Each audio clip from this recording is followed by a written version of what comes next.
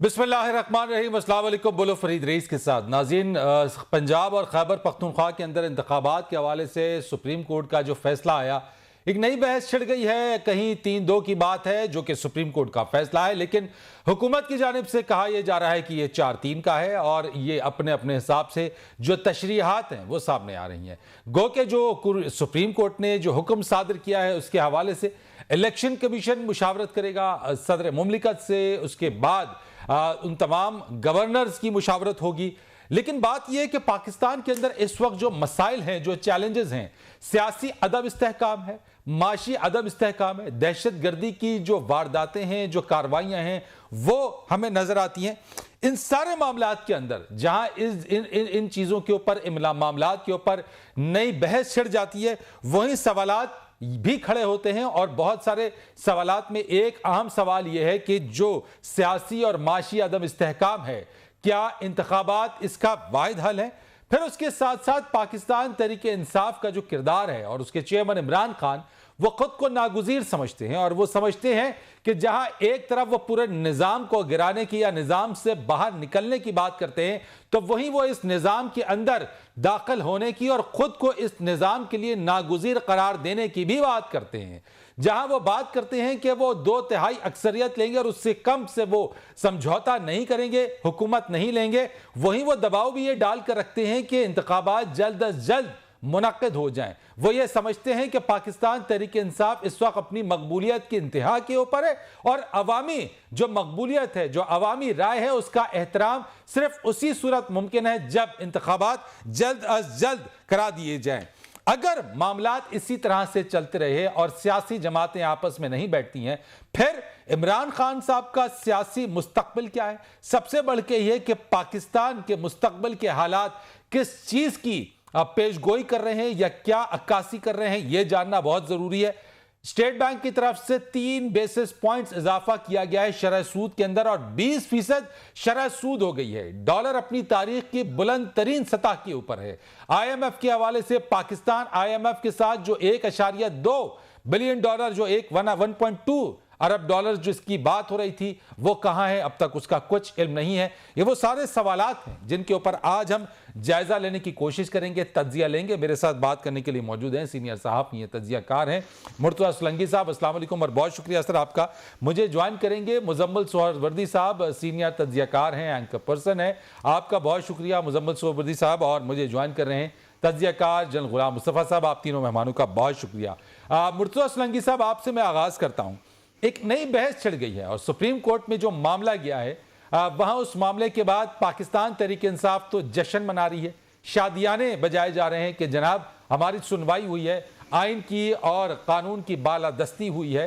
क्या आप समझते हैं कि इस तरह जो फैसले आते हैं जिसके अंदर डिवीजन नजर आती है हमें सियासी जमातों के अंदर, यह फैसला पाकिस्तान की सियासत पे आगे चल के किस तरह से असरअंदाज होगा? देखें, मैं और मेरे साथ जो शरीक आपके मेहमान हैं, हम भी इस शादियाना पार्टी में शामिल हो जाते अगर मुझे थोड़ी सी भी उम्मीद होती कि इसके बाद मुल्क के अंदर एक सियासी इस्तेहकाम आएगा, मुआशी बदहाली के जिस मरहले पर हम खड़े हैं उसमें कोई बेहतरी के आसार आएंगे और सलामती की जो सूरत हाल है, जो कि 15 अगस्त 2021 में अफ़गान तालिबान के काबुल पर कब्ज़े के बाद पाकिस्तान पर जो उसका असर पड़ा है, उसके नतीजे में मज़ीद ख़राब हुए हैं, उसमें अगर कोई बेहतरी की सूरत होती तो मैं बहुत खुश होता। जो फ़ैसला आया है कल, वो सिर्फ मुबहिम ही नहीं बल्कि मुतनाज़ा भी है। इस फ़ैसले तक पहुँचने तक जो अमल और तरीक़ाकार अख्तियार किया गया वो भी ख़ासा मुतनाज़ा है और इसने इस तनाज़े को मज़ीद गंभीर किया है। बात यह है कि ये जो मामला सुप्रीम कोर्ट में गया, ये बुनियादी तौर पर एक सियासी मामला था और ये हमारी सियासी क़यादत की जो गैर दानिशमंदी है और दूर अंदेशी का न होना है, उसकी वजह से ये मामला गया और सुप्रीम कोर्ट ने इस मसले को किसी तरह से भी हल नहीं किया। ये मामला सियासी है और सियासी तौर पर ही हल हो सकता है। मुझे नहीं लगता कि उसके नतीजे में कोई सियासी इस्तेहकाम आएगा। مجھے لیکن پنجاب اور خیبر پختونخوا کے اندر اگر اس فیصلے کے تناظر میں دیکھیں اور وہاں پہ یہ ارلی الیکشنز ہو جاتے ہیں اور جو حکمت عملی کہہ لیں آپ عمران خان صاحب کی کہ انہوں نے پنجاب کی پھر خیبر پختونخوا کی اسمبلیوں کو تحلیل کر دیا، اگر یہاں انتخابات پہلے ہو جاتے ہیں اور اگست میں ویسے ہی حکومت کی مدت پوری ہو رہی ہے، تو کیا موجودہ حالات کے تناظر کے اندر پہلے 2 صوبوں میں انتخابات اور اس کے محض جو ہے وہ 3-4 ماہ بعد یا 6 ماہ بعد اگر آپ کہہ لیں کہ عام انتخابات باقی جگہوں کے اوپر، تو کیا یہ کمپوزیشن کیا بنے گی؟ اس سے کوئی بہتری آئے گی؟ کوئی آگے میں جاننا چاہ رہا ہوں کہ آگے ہو کیا یعنی آپ کو نظر کیا آتا ہے؟ اگر فار ایگزامپل میں آپ سے پوچھوں کہ آپ کے جو ایک تجزیہ ہے یا آپ کی جو نگاہ ہے وہ اگر میں کہوں کہ نومبر اور دسمبر 2023 میں وہ اس وقت ہم کہاں کھڑے ہوں گے؟ قانونی طور پر یہ بالکل ممکن ہے کہ اپریل میں پنجاب اور خیبر پختونخوا میں انتخابات ہوں، لیکن جو آئینی، قانونی اور معاشی اور سیاسی اور سلامتی کے جو معاملات یکدم کھڑے ہو گئے ہیں، ان کے نتیجے میں اگر یہ انتخابات اپریل میں ہوں گے تو آج سے لے کر ایک انتخابی عمل شروع ہوگا جو کہ اکتوبر تک چلے گا، یعنی اب سے لے کر 7-8 مہینے۔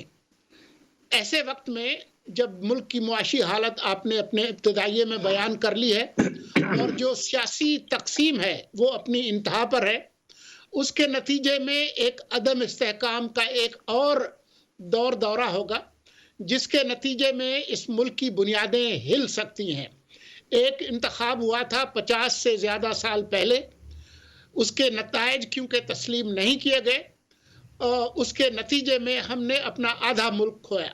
تو جو باقی جو پاکستان رہ گیا ہے، میرے خیال میں ضرورت اس بات کی ہے کہ تمام سیاسی جماعتیں مل کر اس کا کوئی سیاسی طریقہ کوئی حل نکالیں جس کے نتیجے میں ایک ہی دن پورے ملک میں انتخابات ہوں اور ایک ایسی نگران حکومت قائم ہو جو سب کو قابل قبول ہو، جس کے نتیجے میں جو جماعت بھی منتخب ہو کر آ جائے ان کو اقتدار دیا جائے، کیونکہ حکمرانی کا حق ہمارے آئین کے تحت صرف عوام کو ہے۔ رائٹ، بالکل آپ نے ایک بات کی اور جو حوالہ آپ نے دیا مرتضیٰ سولنگی صاحب، میں جنرل غلام مصطفیٰ صاحب آپ سے پوچھنا چاہتا ہوں، پہلی بات تو یہ کہ اس موجودہ صورتحال کے اندر انتخابات کیا ہمارے مسائل کا حل ہے؟ اور دوسری بات جو سولنگی صاحب نے کہی اور جو ماضی کا حوالہ دیا کہ انتخابی نتائج کا تسلیم کرنا، اس کی کیا گارنٹی ہے؟ اس کے بارے میں ہم کیسے یقین سے کہہ لیں کہ جو انتخابات ہوں گے اس کا نتیجہ بھی کوئی تسلیم کر لے گا اور جیتنے والی جماعت کہے گی ٹھیک ہے ہم جیت گئے، اور جس کو شکست ہوئی اور وہ یہ آرام سے کہہ دیں گے کہ ٹھیک ہے یہ عوام کا مینڈیٹ ہے، ہم اس شکست کو تسلیم کرتے ہیں؟ دیکھیے، بدقسمتی یہ ہے کہ اگر آپ پاکستان کی تاریخ کو نظر ڈالیں اس پر، تو آج تک کوئی بھی انتخابات صحیح طریقے سے کسی نے تسلیم نہیں کیے، چاہے وہ 70 کی بات کر لیں آپ، چاہے وہ 2018 کی بات کر لیں، اس وقت سے آج تک جتنے بھی انتخابات ہوئے ہیں ان سب پہ بے حساب انگلیاں نہیں، بے حساب ان پہ اعتراضات اٹھے ہیں، اور اس میں کچھ صحیح ہیں، کچھ ٹیکنیکل ہیں، کچھ نان ٹیکنیکل ہیں، کچھ صرف سیاسی ہیں۔ بہرحال یہ ایک عمل ہے جو عام طور پہ ایک لیول پر تقریباً تمام دنیا میں دہرایا جاتا ہے جہاں بھی انتخابات ہوتے ہیں، سوائے چند ایک ممالک کے۔ اس حد تک تو یہ کوئی ایشو نہیں ہے اتنا بڑا، لیکن پاکستان کو جب آپ دیکھتے ہیں تو ریسنٹ پاس میں اگر آپ دیکھیے تو جو آپ کے انتخابات ہوئے ہیں ان کے نتیجے میں ہمیشہ ایک احتجاجی سیاست نے ہی جنم لیا ہے، اور کوئی بھی شکل آپ لے لیجیے، چاہے وہ خان صاحب تھے، چاہے پی ڈی ایم بنی، جو بھی بنا انہوں نے، تو یہ تسلیم کرنے سے اس کے انکاری رہے، اور ہمیشہ ایک سٹرگل رہی کہ جو سٹنگ گورنمنٹ ہے اس کو سٹیبل نہیں ہونے دینا ہم نے، اور دیا یہ ہے کہ جو مسلسل کوششیں تھیں تمام سیاسی جو ہمارے سر، میرا سوال یہ کہ میں جس پہ آنا چاہتا ہوں، میں آپ سے جاننا چاہتا ہوں سر کہ یہ جو انتخابات ہیں یا ہوں گے آنے والے دنوں میں، ہمارے مسائل کا حل اس میں پوشیدہ ہے یا پہلے سیاسی استحکام ضروری ہے؟ دیکھیے، اب مجھے بات تو سن لینا میری، میں یہ کہہ رہا ہوں جو مسلسل عمل جو اس وقت سے شروع ہوا تھا، آج ہم جب دیکھ رہے ہیں تو انتہائی شدید قسم کی سیاسی ابتری ہے یہاں پہ۔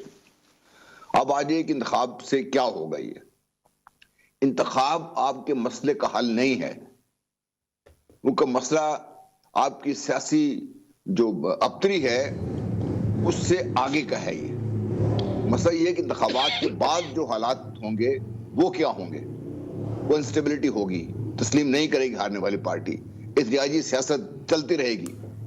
اس کا نتیجہ جو پاکستان آلریڈی اکنامک کنڈیشن جو سخت بری حالت ہوئی ہے وہ اور بگڑ جائے گی، اور میرے منہ میں خاک خدا خاصہ پاکستان کی سالمیت کے اوپر باقاعدہ جو حملے ہیں ان کو آپ کامیاب ہوتے ہوئے دیکھیں گے. تو ہماری ضرورت اس بات کی ہے کہ انتخابات تو ہوں، کیونکہ وہ تو ایک ریکوائرمنٹ ہے.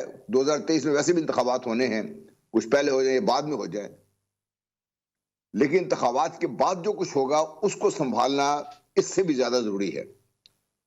تو میں تو آج سے نہیں بہت عرصے سے یہ بات کر رہا ہوں کہ انتخابات کی بات کریں، انتخابی اصلاحات کی بات کریں، لیکن اس کے بعد جو پاکستان کے حالات ہوں گے ان کو جو آپ نے مینج کرنا ہے، اس کے لیے جو لاہ عمل ہے وہ سیاسی جماعتوں کو طے کر لینا چاہیے. اس کو آپ کسی بھی شکل میں طے کریں، چاہے وہ بار بار میں ایک ٹرم استعمال کرتا رہتا ہوں. یہ آپ نے جو بات کہی ہے سر جلال صاحب، جو آپ نے بات کی ہے نا، اور جو آپ نے جو چیزیں کی، میں اسی بات کو مزمل سویدہ صاحب آپ کے پاس لے کر آتا ہوں. جو بات جنرل صاحب فرما رہے ہیں، میں آپ سے بھی یہی سوال کروں گا کہ اس کا سلوشن آپ کو انتخابات میں نظر آتا ہے، یا پھر انتخابات سے پہلے ہماری پولیٹیکل پارٹیز کو کچھ کرنا پڑے گا جس کے تحت ایک ایسا ماحول بنایا جائے کہ وہ ایکسیپٹیبل بھی ہو. آپ اس کو کس طرح سے دیکھ رہے ہیں؟ دیکھیں، یہ ڈیمانڈ کرنا کہ جی جب تک انتخابات کے نتائج سب نہیں مانیں گے تب تک ہم انتخاب نہیں کرائیں گے، یہ کوئی جمہوری مطالبہ نہیں ہے. امریکہ میں ڈونلڈ ٹرمپ صاحب نے انتخابی نتائج نہیں مانے تو کیا وہ وہاں انتخاب ہونا بند ہو گیا ہے؟ ریٹ آف دی اداروں کی ریٹ کی بات ہے. کیا الیکشن کمیشن کی اتنی ریٹ ہے کہ وہ اپنے انتخابی نتائج منوا سکے؟ لیکن سر امریکہ اور پاکستان کے حالات میں بڑا ڈیفرنس بھی ہے. پاکستان کے آج جو حالات ہیں، میں جمہوریت کے تناظر میں بات کر رہا ہوں کہ الیکشن کمیشن کو اگر آپ کمزور کرتے جائیں گے اور پاکستان کی عدلیہ روز الیکشن کمیشن کے فیصلوں پر حکم امتناعی دیتی جائے گی تو الیکشن کمیشن شفاف انتخابات کیسے کرائے گا؟ سب کو پتہ ہے میں الیکشن رولز کی وائلیشن کروں گا تو اگلے دن ہائی کورٹ سے سٹے لے لوں گا اگر الیکشن کمیشن نے میرے خلاف کوئی ایکشن بھی لیا تو لہذا ایک کمزور الیکشن کمیشن کے ساتھ ایک شفاف انتخابات کیسے ہو سکتے ہیں؟ جب تک پاکستان کی عدلیہ یہ طے نہیں کرے گی کہ ہم نے الیکشن کمیشن کے معاملات میں مداخلت نہیں کرنی اور ان کے فیصلوں کو مقدس حیثیت دینی ہے، تب تک پاکستان میں شفاف انتخابات نہیں ہو سکتے. جب تک پاکستان کی عدلیہ کو یہ سمجھ نہیں آئے گی کہ جمہوری نظام کو انہوں نے کمزور نہیں کرنا، مستحکم کرنا ہے، جب تک وہ پارلیمان کو پاؤں تلے روندنا بند نہیں کریں گے، پاکستان میں نہ جمہوریت مستحکم ہو سکتی ہے. الیکشن پٹیشنر 3 سال ڈیسائیڈ ہی نہیں کرتے ہیں. سٹے پر یہاں ایک ڈپٹی سپیکر تھا، وہ 4 سال سٹے پر ڈپٹی سپیکر رہا اور جاتی دفعہ اسمبلی توڑ گیا.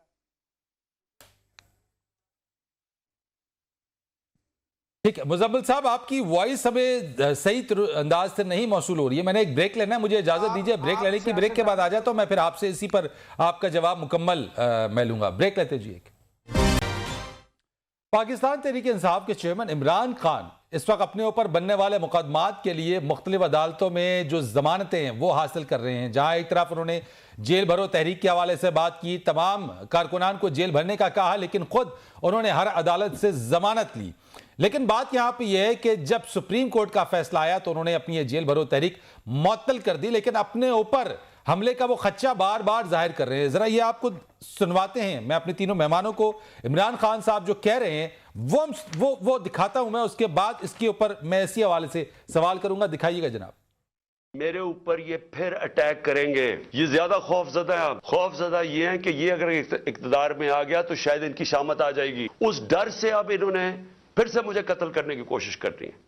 میں ساری قوم کے سامنے کہہ رہا ہوں، یہ 3 اور بھی ان دونوں کے لوگوں کے ابھی میں نام نہیں لے رہا، لیکن میں نے اپنی ٹیپ کے اندر ان دونوں کے نام رکھے ہوئے جو میں نے ایک ٹیپ پہلے کی ریکارڈ کروائی ہوئے، کون وہ لوگ تھے جو شروع سے مجھے چاہتے تھے قتل کرنا. جی مرتضیٰ سولنگی صاحب، عمران خان صاحب کا سیاسی مستقبل آپ کیا دیکھ رہے ہیں؟ دیکھیں، ابھی جو آپ نے کلپ چلایا وہ ان کے جسمانی مستقبل کے حوالے سے ہے، جو ان کی زندگی کو خطرات ہیں. ان کی سیاست کے خطرات کا آپ نے ذکر نہیں کیا. اب یہ بہت ہی ایک سنجیدہ قسم کا الزام ہے، اور خان صاحب جو ہے یہ بہت سارے سنجیدہ الزامات बड़े अरसे से गैर संजीदा तरीके से लगा रहे हैं मेरी नज़र में। तो मेरे ख्याल में क्योंकि अदलिया पर उनका एतमाद है, बाकी तमाम कुव्वतों पर उनका एतमाद नहीं है। वैसे अदलिया पर भी उनका एतमाद अक्सर डगमगाता रहता है, लेकिन मेरे ख्याल में जिस वलवले से उन्होंने कल के सुप्रीम कोर्ट के फैसले का इस्तकबाल किया है, उससे लगता है कि उनका एतमाद है। तो पहले भी उन्होंने चीफ जस्टिस साहब को ख़त लिखा था। तो मैं इस प्रोग्राम के तवज्जुह से चीफ जस्टिस साहब से अपील करूंगा कि वो कोई ऐसा कमीशन बनाए जो इनके इल्ज़ामात की तफ्तीश करे, चाहे इसके लिए अक़वाम मुत्तहिदा का कोई कमीशन बैठे, कोई स्कॉटलैंड का भेजे, क्योंकि इस मुल्क के इदारों पर तो उनको कोई एतमाद नहीं है, बल्कि वो समझते हैं और कहते हैं कि इस मुल्क के इदारे उनको कत्ल करने के दर पे हैं। लेकिन जिन खदशात का वो इजहार बार बार कर रहे हैं सोलंकी साहब, क्योंकि जो उनकी सुनवाई है, जो उनको अदालतों में पेशी के लिए बुलाया जा रहा है, वो इससे भी इस्तिस्ना चाहते हैं और वो ये समझते हैं कि जो वो जाते हैं तो वो सिक्योरिटी रिस्क है उनके लिए, ट्रैवल करना, निकलना। तो क्या इससे क्या समझा जाए? क्योंकि एक तरफ वो इस चीज़ को बार बार उन नामों का तस्करा कर रहे हैं, 2 नामों के हवाले से वो कह रहे हैं, वो उन्होंने अपनी टेप पर रिकॉर्ड करा दिया है। तो मैं जानना चाहता हूं आपसे भी, फिर सोलंकी साहब, मुजम्मिल साहब से भी और जल साहब से भी पूछूंगा कि खान साहब चाहते क्या है, यानी उनको खौफ और खतरा किससे है? जो क्लिप अभी आपने चलाया, उसी क्लिप के अंदर वो फरमाते हैं जो उनके जो मुमकिना हमलावर जो वजीराबाद में पकड़े गए नवीर नामी, उनका जिक्र करते हुए उन्होंने फरमाया है कि वो जेल में है और उसकी सारी जो कार्रवाई है, अदालती कार्रवाई, वो जेल में हो रही है क्योंकि उसने कहा है कि मेरी जान को खतरा है। मुझे ऐसा लगा कि खान साहब चाहते हैं कि वो भी नवीद की तरह से महफूज हों और जेल में हों। लेकिन जो चीज़ मुझे परेशान करती है वो ये है कि वो तो धड़ाधड़ ज़मानत के लिए दरख्वास्तें दे रहे हैं, कबल गिरफ्तारी ज़मानत के लिए दरख्वास्तें दे रहे हैं। तो मुझे ज़रा इसमें तजाद लगता है। मुझे नहीं मालूम कि उनकी जान के तहफ़्फ़ुज़ के लिए ऐसा क्या किया जा सकता है, ज़मान पार्क के अंदर सारी अदलिया मुंतकिल हो जाए या बनी गाला में मुंतकिल हो जाए। लेकिन क्योंकि वो अनोखे लाडले हैं तो फरमाइश करना उनका काम है और मुझे नहीं मालूम कि वो फरमाइशें पूरी होंगी। लेकिन ये एक संजीदा इल्ज़ामात हैं। चीफ जस्टिस साहब को चाहिए कि वो उनकी मर्जी का कमीशन बनाए। मुजम्मिल सोहरावर्दी साहब, मैं चाहूंगा आप अपनी बात को मुकम्मल कीजिएगा जो ब्रेक पर जाने से पहले आप कह रहे थे, और उसके बाद इसी चीज के ऊपर मैं आपका भी तज्जिया चाहूंगा कि जो खदशात इमरान खान साहब जिनका इजहार कर रहे हैं बड़े संजीदा नौयत के हैं, यानी अपनी जान को लाहक खतरात के हवाले से वो बात कर रहे हैं, तो किस तरह से इन इल्ज़ामात को, जैसे सोलंकी साहब ने कहा कि जनाब कमीशन बने, तहकीकात हो, आपकी नज़र में क्या होना चाहिए कि खान साहब मुतमईन हो जाएं, यानी उनको ये खदशा है क्यों? देखिए, अगर इमरान खान साहब समझते हैं कि उनके ऊपर कातलाना हमला किसने करवाया है, उन्हें पता है और उनके पास सबूत मौजूद हैं कि जिन्होंने उनके खिलाफ कातलाना हमला करवाया है, तो पाकिस्तान के कानून के तहत उनके पास इस्तगासा दायर करने का इख्तियार मौजूद है। वो 302 का इस्तगासा उन लोगों के खिलाफ दायर कर सकते हैं जिन पर उनको शक है और जिनके बारे में उनको यकीन है। रोज़ाना हम अदालतों में जब लोगों के कत्ल हो जाते हैं या उन पर कत्ल का हमला होता है, पुलिस उनके मुल्ज़िमों को नहीं मुल्ज़िम करार देती तो वो इस्तगासा दायर कर देते हैं। और कानून के तहत जब कोई बंदा जाके अदालत में इस्तगासा दायर करता है तो मुल्ज़िम को बुलाना अदालत का फ़र्ज़ है और फेयर ट्रायल वहाँ होता है, आपको अपने सबूत पेश करने हैं।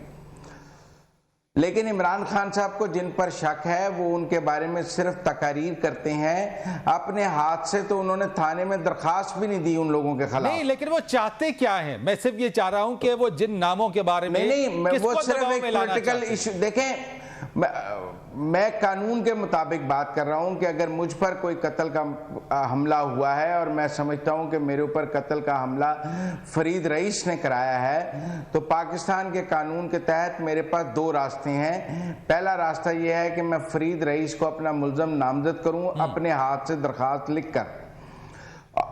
क्या इमरान खान साहब ने अपने नाम से दरखास्त लिखकर अपने मुल्ज़िम नामजद किए हैं? नहीं। نہیں، دوسرا راستہ میرے پاس موجود ہے کہ میں فرید رئیس کے خلاف عدالت میں استغاثہ کروں کہ میرے پاس یہ ثبوت موجود ہیں کہ اس نے مجھ پر قاتلانہ حملہ کرایا ہے، پولیس نے میری تفتیش ٹھیک نہیں کی ہے، آپ ان ملزموں کا ٹرائل کریں۔ ٹھیک ہے، کیا عمران خان صاحب نے استغاثہ دائر کیا ہے؟ ہاں، سیاسی جلسہ وہ کر رہے ہیں، روزانہ سیاست کر رہے ہیں، وہ اگر اس معاملے پر سیاست کرنا چاہتے ہیں تو یہ ان کا حق ہے، وہ ان کا حق ہے کہ وہ اپنے سیاسی جلسوں میں جس کو مرضی اپنا قاتل کہیں، اس سے فائدہ اٹھائیں۔ یہ جن پر وہ الزام لگا رہے ہیں ان کے اور عمران خان کے درمیان معاملہ ہے، ہم دو ہاتھیوں کی لڑائی میں نہیں آنا چاہتے۔ ٹھیک ہو گیا جلن صاحب، سر آپ اس کو بڑی واضح بات ہے۔ ٹھیک ہو گیا، اگر وہ کسی پر جھوٹا الزام لگا رہے ہیں تو وہ قانون کے مطابق جھوٹے الزام کا مقدمہ کریں عمران خان کے اوپر کہ یہ مجھ پر جھوٹا الزام لگا رہا ہے، اور اگر وہ بھی مقدمہ نہیں کر رہا تو پھر ہم کیا سمجھیں اس کو؟ تو مزمل صاحب اس کا مطلب یہ کہ جو بات آپ کر رہے ہیں اور جو آپ نے طریقہ کار بیان کیا ہے، آپ نے بہت ہی کیٹیگوریکلی بیان کر دیا، اس کا مطلب یہ ہوا کہ اگر یہ طریقہ کار اختیار نہیں ہو رہا ہے تو پھر ہم یہ سمجھیں گے کہ دباؤ ڈالا جا رہا ہے۔ جلال صاحب، جس پر دباؤ ڈالا جا رہا ہے تو کیا خان دیکھیں، میں آپ کو اس کی ایک مثال اور دیتا ہوں۔ جی، میں آپ کو اس کی ایک اور مثال دیتا ہوں۔ بھٹو صاحب پر جو قتل کا مقدمہ تھا، وہ مقدمے کی ایف آئی آر قصوری صاحب نے جا کر تھانے میں درج کرائی تھی، اس کے بعد اس کا ٹرائل ہوا تھا۔ کیا عمران خان صاحب نے اپنی ایف آئی آر خود جا کے درج کرائی ہے؟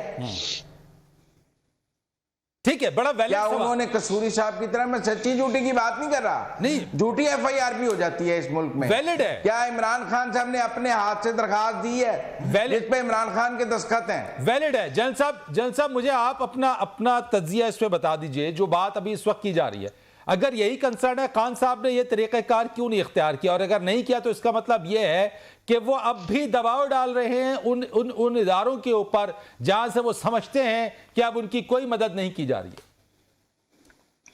دیکھیں، اس کے دو پہلو ہیں، ایک تو پیورلی پولیٹیکل ایسپیکٹ ہے جس میں پاکستان میں بدقسمتی سے رواج یہ رہا ہے کہ ہم الزامات ایک دوسرے کے اوپر لگاتے رہتے ہیں اور اس کی بنا پر ایک نیریٹو بن کے چلتا ہے، اس نیریٹو کو کوئی بائی کر لیتا ہے، کبھی نہیں بائی کر لیتا، اس پہ چلتا ہے۔ ایک تو یہ پیورلی اس کا یہ ایسپیکٹ ہے۔ دوسرا اس کا ٹیکنیکل اور کرمنل ایسپیکٹ ہے۔ دیکھیے، ہم جیسے لوگ جنہوں نے اس دشت میں کافی زندگی گزار دی ہے، جس دن حملہ ہوا تھا اس دن سے ہمیں اور بہت سارے جو ایکسپرٹس تھے، میں نے جن سے بات کی، سب کو اس بات کا کافی حد تک یقین تھا کہ یہ پلانڈ ایک قسم کی ایک آدمی نہیں ہے، لوگ اس میں شامل ہیں۔ اب جو ریسنٹلی رپورٹس مل رہی ہیں وہ یہاں تک اطلاعات مل رہی ہیں کہ اس کے بارے میں جو انکوائری ہوئی تھی، جس انکوائری نے یہ صاحب کہا تھا کہ یہ 3 آدمیوں کے 3 لوگ تھے یا 3 مختلف گروپس جو شامل تھے اس میں کرنے کے لیے، وہ رپورٹ بھی غائب ہے۔ اس رپورٹ پہ آگے پروگریس بھی نہیں ہو رہی ہے آگے اس میں، اور اس رپورٹ کو جن لوگوں نے لکھا تھا ان کو ہٹا دیا گیا ہے اور اب کسی اور کے حوالے کو کر دی گئی ہے، جو اب یہ جب سے کیئر ٹیکر سیٹ اپ آیا ہمارے پنجاب میں۔ مقصد میرا کہنا یہ کہ خان صاحب کا حادثہ بالکل بجا ہے، آپ کے سامنے حقائق ہے نا، سامنے ان کو خود گولیاں لگی، ان کے ساتھیوں کو گولیاں لگی۔ اس دن اللہ تعالیٰ نے پاکستان، جی سر میں لیتا ہوں سر آپ کو، اس دن پاکستان میں سب نے دیکھا کہ اس طریقے سے لوگوں کو گولیاں بھی لگی، لوگ زخمی بڑی بری طریقے سے ہوئے۔ اللہ نے ایک آدمی بیچارہ تھا، اس کی مغفرت فرمایا، وہ اس میں حادثے کا شکار بھی ہو گیا۔ اور اس کو بھی آپ دیکھیں کہ سارے واقعہ کی ایک حقیقت موجود ہے، اس کے بیک ڈراپ میں خان صاحب کے الزامات کی ایک ریکوائرمنٹ وہ موجود ہے۔ لگا صاحب اس بیک ڈراپ میں اگر آپ بات کریں تو ٹیکنیکلی خان صاحب کی بات آپ کو سمجھ آتی ہے۔ اور دیکھیے پاکستان میں یہ پہلے ہو چکا ہوا ہے، بدقسمتی یہ ہے ہماری، اور جس قسم کا حملہ خان صاحب کے ساتھ اوپر ہوا ہے، میرے منہ خاک اللہ تعالیٰ پاکستان میں اور عمران خان صاحب کی سب کی حفاظت فرمائے پاکستان کی۔ یہ جو ٹیررسٹ سے جو بھی جن لوگوں نے یہ کروایا تھا یا کیا تھا، یہ جو منصوبہ ساز تھے اس کے، وہ پیچھے نہیں ہٹیں گے، کیونکہ ایک دفعہ ناکامی ہوئی ہے اور یہ جو اٹیمپٹ تھی ان کا ناکام ہوئی ہے، وہ پیچھے نہیں ہٹیں گے۔ ٹھیک ہو گیا، میں نے سر مزمل صاحب آپ نے کمنٹ کرنا ہے اس پہ، میں نے ایک بریک لے لینی ہے، بریک کے بعد آ جاتا ہوں تو آپ سے اس کے اوپر کمنٹ لیتے ہیں، بریک لینی ضروری ہے، بریک لیتے ہیں جی، اس کے اوپر بات کریں۔ پروگرام میں ایک بار پھر آپ کو خوش آمدید کہتے ہیں۔ مزمل سہروردی صاحب آپ کمنٹ کر رہے تھے، مجھے بتائیے گا کہ کیا کہنا چاہتے ہیں آپ؟ دیکھیں، یہ جو جنرل صاحب نے بات کی نا کہ رپورٹ غائب ہو گئی ہے تفتیش کی، یہ بھی ایک مضحکہ خیز بات ہے۔ جو ہمارے ہاں تفتیش کے نظام اور پاکستان میں عدالتی نظام کو سمجھتے ہیں، ان کو یہ پتہ ہے کہ آپ نامکمل تفتیش بھی عدالت میں جمع کرا سکتے ہیں. آپ ابتدائی چلان نہ جو نامکمل ہوتا ہے، جتنی ایویڈنس بھی آپ کے پاس ہو، آپ ٹٹس بٹس میں بھی عدالت میں جمع کرا سکتے ہیں. یہ ضروری نہیں ہے کہ تفتیش مکمل ہو کے عدالت میں جمع ہوگی، جتنی ہوتی جائے آپ عدالت میں جمع کرا سکتے ہیں. اگر کوئی تفتیش میں ایسے شواہد آ گئے ہوئے تھے جو بہت کانکریٹ تھے تو ان کو سیف میں تو نہیں رکھنا تھا، ان کو عدالت میں جمع کرا دیتے جا کے. ٹھیک. ساتھ ہی جب فورینزک ہوا اس کی عدالت ابتدائی چلان بنا کے پیش کر دیتے. آپ نے کیا وہ ڈوگر صاحب اپنے ساتھ سیف میں رکھ رہے تھے اور آخری دن غائب ہو گیا سب کچھ. یہ مذہقہ خیز بات ہے. ٹرانسفر پوسٹنگ ہوتی رہتی ہیں، تفتیش جو ہے عدالت میں جمع ہو جاتی ہے، اس کی کاپی 7 جگہ ہوتی ہے، پروسیکیوشن سے لے کے عدالت سے لے کے کئی جگہ اس کی کاپی ہوتی ہے. وہ کوئی ایک جگہ تو پڑی نہیں ہوتی. ٹھیک ہے مزمل صاحب، میں آگے بڑھتا ہوں نا اس بات کو لے کے تھوڑا سا. میں سمجھتا ہوں یہ بھی ایک پولیٹیکل نیریٹو ہے، یہ بھی ایک پولیٹیکل نیریٹو ہے کہ میری تفتیش گم گئی ہے، جیسے کہ ہم اور بہت سے پولیٹیکل نیریٹو. سر پولیٹیکل نیریٹو تو انہوں نے بہت سارے بنائے ہیں، اور اس پولیٹیکل نیریٹو کے اوپر پہلے وہ بناتے ہیں اور اس کے بعد سے پیچھے ہٹ کے ایک نئے نیریٹو کی طرف لے جاتے ہیں. میں آپ دونوں سے ہمیں تو یہاں بیٹھ کے پولیٹیکل نیریٹو کو آگے نہیں بڑھانا چاہیے نا. میں آپ دونوں سے جو سوال کرنے جا رہا ہوں سر، جو چیز کے اوپر میں توجہ چاہتا ہوں اس میں یہ بتا دیجئے سر کہ اس وقت جو اکنامک جو فرنٹ کے اوپر جو چیلنج اس وقت ہمیں جس کا سامنا کرنا پڑ رہا ہے، ڈالر کی ہائی پرائس ہے سر، انٹرسٹ ریٹ جو ہے وہ ہائیسٹ اس کے اوپر آ گیا ہے، آئی ایم ایف کے اوپر سے بات چیت کا معاملہ ابھی تک کھٹائی کے اندر ہے. یہ ہونے کیا جا رہا ہے سر؟ ملک یعنی وزیر دفاع کہتے ہیں جناب پاکستان ڈیفالٹ کر چکا ہے، وزیر خزانہ کہتے ہیں کہ پاکستان ڈیفالٹ نہیں کر رہا. کس کی مانے کس کی نہیں مانے؟ جنرل صاحب your take on it, and then Muzammil صاحب آپ اس پہ کہیے گا. دیکھیے مزمل صاحب جو بات کر رہے ہیں نا، وہ عام طور پہ جو پاکستان میں اگر صحیح طرح حالات چلتے ہیں ایسے ہی چلتا ہے. یہ رپورٹ تو کہیں جمع ہوئی نہیں، اگر رپورٹ جمع ہوئی ہوتی تو پبلش بھی ہو جاتی ہے، ہمیں پتہ بھی چل جاتا ہے اس کا، اور رپورٹ ہو سکتی ہے. یہ تو خیر بہرحال ہم جیسے لوگ جو دیہی علاقے کے لوگ ہیں ان چیزوں کا تھوڑا بہت تجربہ رکھتے ہیں، کیا ہوتا ہے کیا نہیں ہوتا ہے اس میں. تو ٹیکنیکلی اور آپ تھیوریٹیکلی جو بات کرنا بالکل صحیح ہے، لیکن آن گراؤنڈ کیا ہوتا ہے وہ اللہ تعالیٰ رحم کرے. پاکستان کے عدالتی نظام اور تفتیشی نظام کے اوپر بھی اللہ تعالیٰ رحم کرے. بہرحال دیکھیں، آپ دونوں کو ایک طرف چھوڑ دیجئے. آپ آج گلی محلے میں چلے جائیے، آپ جو آدمی 30, 40, 50 ہزار روپے تنخواہ لے رہا ہے اس سے پوچھ لیجئے کہ پاکستان، اس کو اس سے غرض نہیں پاکستان ڈیفالٹ کر رہا ہے کہ نہیں کر رہا. اس کو غرض صرف اس بات سے ہے کیا میں اپنے بچوں کو 2 وقت کی روٹی کھلا سکتا ہوں، کیا میں ان بچوں کی فیس دے سکتا ہوں، کیا یہ جو بل ابھی بھی میں سن رہا تھا کہ بجلی کے نرخ پھر بڑھا دیے گئے ہیں. سر بے یقینی تو ہے سر، ڈیفالٹ ایک ایسی چیز ہے جس میں ایک عام آدمی بھی اس کو پتہ ہے کہ ڈیفالٹ ہو جانا یا ڈیفالٹ کیا ہوتا ہے. آج کل زبان زد عام ہے سر، زبان زد عام ہے سر. لوگ ایک دوسرے سے یہ ڈسکس کر رہے ہیں کہ کیا ہو رہا ہے، چیزیں نہیں مل رہی ہیں آپ کے پاس، مہنگائی اپنے عروج کے اوپر ہے. میں یہی پوچھنا چاہتا ہوں سر کہ ہوگا کیا؟ دیکھیں میں عرض کر رہا ہوں، کبھی بدقسمتی یہ ہے کہ میں تو بات کرتا ایک one and of the spectrum, جو کہ یہ حالات ہے آن گراؤنڈ جو صورتحال جو حال یہ ہے، اور یہ کہ یہ مہنگائی کم ہوگی، نہیں مہنگائی بڑھے گی اس سے. اور یہ کہ کیا پاکستان اس کے بعد کہیں سے ڈالرز آپ کے بارش ہو جائے گی؟ نہیں ہوگی پاکستان کے اوپر ڈالر کی بارش. آئی ایم ایف نے آپ کا جو 4 تاریخ کو تھی میٹنگ اس میں بھی نام نہیں ہے، 8 تاریخ کو تھی میٹنگ اس میں بھی نام نہیں ہے. آئی ایم ایف آپ کو لٹکا رہا ہے کیونکہ اس کے پیچھے کوئی سیاسی مقاصد میں وہ بھی حاصل کرنے کی کوشش کی جا رہی ہے. تو پاکستان اس وقت جس معاشی صورتحال کا سامنا ہے پاکستان کو، تو جس طریقے سے خواجہ صاحب نے کہا کہ عملاً ڈیفالٹ پاکستان کر چکا ہوا ہے، کہ جب پاکستان کے پاس اپنے جو ہیں وہ 2 ہفتے سے زیادہ کی امپورٹ کے پیسے، بل کے پیسے نہ دے سکے پاکستان، اور تو پھر بتائیے نا کہ سر وزیر خزانہ تو کہہ رہے ہیں کہ ڈیفالٹ نہیں ہو رہا، پاکستان نہیں ہوا. وزیر خانہ صاحب سے بات کریں نا، وزیر خان صاحب سے بات کریں، اتنا ہی ان کو اگر اعتماد ہے تو وہ اپنے جو پراپرٹی وغیرہ اپنے بچوں کی پراپرٹی بیچ کے پیسے پاکستان میں لے آئے نا. وہ تو پاکستان میں اپنے پیسے رکھنے کو تیار نہیں ہے، اپنی اولاد کو پاکستان میں رکھنے کو تیار نہیں ہے. یہ پاکستان کا وزیر خزانہ ہے اور وہ مجھے کہہ رہا ہے کہ میں اعتماد کروں ان کی بات کے اوپر. یہ کیسے ہو سکتا ہے یہ بات؟ مزمل صاحب یور ٹیک اوور اٹ سر، کس کی بات کو مانے سر اس وقت؟ وزیر خزانہ ٹھیک ہے یا وزیر دفاع ٹھیک ہے؟ اولاد تو عمران خان کی بھی پاکستان میں نہیں ہے، اور علیمہ باجی کی ساری جائیداد بھی امریکہ میں ہے، اور شوکت خانم کے پیسے بھی $30 ملین پاکستان سے باہر ہی لگائے جاتے ہیں. وہ کون سا پاکستان میں کسی کار خیر میں لگائے جاتے ہیں. لگائے جاتے ہیں. تو اس لیے یہ اس حمام میں سب ننگے ہیں. آپ ایک طرف کی تصویر پیش کریں گے تو اور دوسری طرف کی تصویر خود بخود ننگی ہو جائے گی. یہاں دیکھنا پڑے گا کہ کس سرکاری عہدیدار کے, یہاں تو جو پاکستان کے سپاہ سالار ریٹائر ہوتے ہیں وہ پاکستان میں رہنا پسند نہیں کرتے ریٹائرمنٹ کے بعد.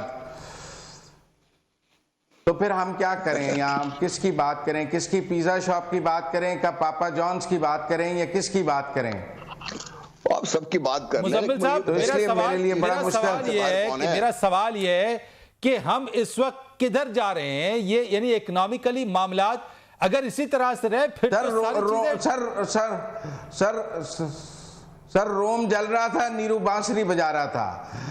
ملک کو قومی یکجہتی کی ضرورت ہے, چارٹر آف اکانومی کی ضرورت ہے, اکنامک سرجری کی ضرورت ہے. ہم ایک دوسرے کے دستوں گربان ہیں, ہم ایک دوسرے کے کپڑے اتارنے پر ہیں. اکنامک سرجری جب کون گھر کرے کو گا آگ لگی ہوتی ہے تو اکنامک سرجری کوئی بھی نہیں کر سکتا جب تک اس ملک میں کنسنسس نہیں ہوگا, چارٹر آف اکانومی نہیں ہوگا, جب تک یہ بات طے نہیں ہوگی کہ ہم اپنی لاس اینٹیٹیز بیچیں گے, جب تک یہ طے نہیں ہوگا کہ ایک ایک یونٹ بل کا وصول کیا جائے گا, جب تک گیس چوری اور بجلی چوری پر پاکستان کی سیاسی جماعتیں مسئلہ کیا ہے؟ مسئلہ یہ ہے کہ بجلی بناتے ہیں, بل نہیں وصول کر سکتے. ٹھیک. مسئلہ یہ ہے کہ گیس بیچتے ہیں, بل نہیں وصول کر سکتے. مسئلہ یہ ہے جہاز اڑاتے ہیں, کرایہ نہیں وصول کر سکتے.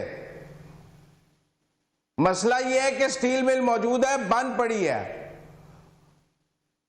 مسئلہ یہ ہے کہ ہمارے ملک میں 100 قسم کی ایسی اینٹیٹیز ہیں جو ہمارے اربوں روپے کھا رہی ہیں.